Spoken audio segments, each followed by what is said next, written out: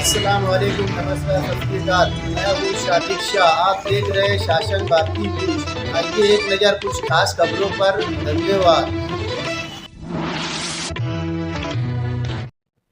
आज साहब आप हवाई जहाज का जो प्राइवेट पायलट चुना भट्टी पर जो अरसल यूसुफ करके मालेगांव शहर में जिसने बहुत बड़ा काम किया है, आप उसका इस्तेकबाल करने गए थे, उसके बारे में आप क्या बताना चाहेंगे?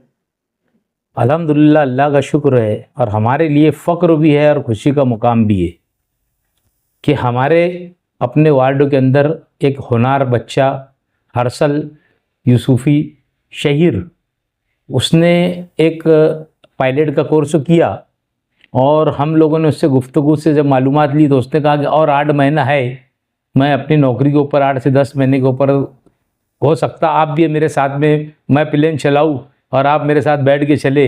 तो मैं उनको ये कहा कि यार हम लोग भी बहुत खुशनसीब होंगे कि अगर हम आपके साथ बैठ के चलेंगे।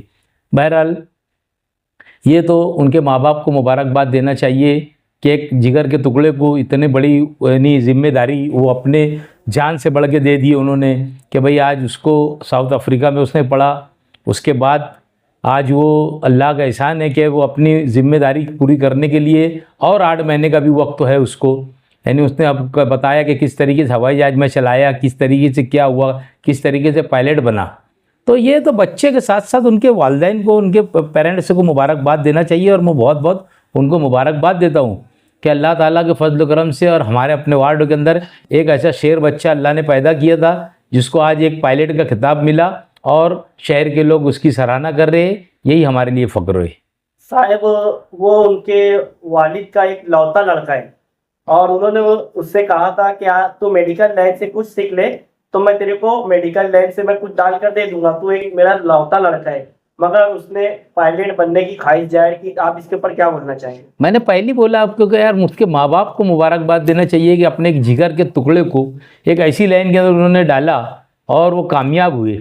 आज आप देख रहे होंगे कि हवाई प्लेन का कभी क्रैश हो जाना, कई इतने लोग अभी अहमदाबाद के अंदर प्लेन क्रैश हुआ और आए दिन कहीं ना कहीं ऐसे हादसात होते रहते। तो इसके लिए मैंने पहले भी कहा और आपको ये अभी फिर कह रहा हूँ कि ये माँ बाप को बहुत बड़ी ये है कि माँ बाप को मुबारकबाद देना चाहिए, उनको दानिश को मुबारकबाद देना चाहिए कि आज उसके लिए हम फ़ख्र है माँ बाप के लिए कि हमने हमारे इकलौते एक बेटे को एक ऐसी चीज़ के लिए दिया कि कब भी कोई भी मामला हो सकते हैं, मगर अल्लाह ताला सबकी हिफाजत करे और वो बच्चे की भी हिफाजत करे। मैं तो यही कहूँगा आप लोग। और अरसल यूसुफ जो है मालेगांव शहर की बड़ी मालेगांव स्कूल का पढ़ा हुआ बच्चा है, आप उसके बारे में क्या बोलना चाहेंगे? देखो, पढ़ाई करने का मसला है, कोई भी स्कूल के अंदर पढ़े, चाहे स्विस में पढ़े, चाहे बड़ी मालेगांव में पढ़े, चाहे जेटी में पढ़े, एटीटी में पढ़े, कि जमूर में पढ़े, ये पढ़ने वाले के ऊपर अपने ऊपर मनोसर रहता है कि मैं क्या करूंगा और मेरी कितनी लायकी है पढ़ने की, मैं कितना दिल लगा के पढ़ रहा हूँ और कितना दोस्तों के साथ घूम रहा हूँ और कितना माँ बाप को धोखा दे रहा हूँ।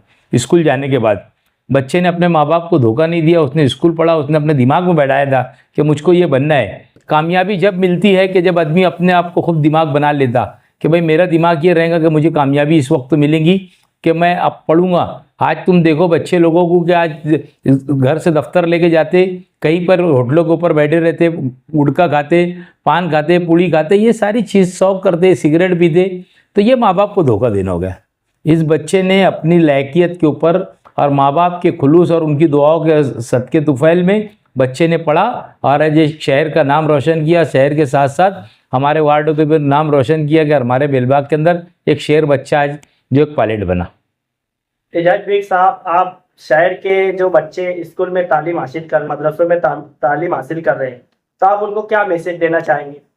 हम तो यही मैसेज देंगे कि भाई माँ बाप आपको तालीम के लिए सब कुछ मुहैया करते, नहीं किसी के पास रहते हो मंग के लाके माँ बाप तुम्हारे को किताब ला के देते, ब्याजे ला के देते, बेचारे परेशान रहते। माँ बाप को धोखा मत दो, इल्म वो सब करेंगे, आज तुम तक थोड़ी सी तकलीफ उठाएंगे, कल उससे अल्लाह ताला राहत देगा और वो जो राहत का ज़रिया बनेगा तुम्हारे माँ बाप का भी राहत का ज़रिया बनेगा।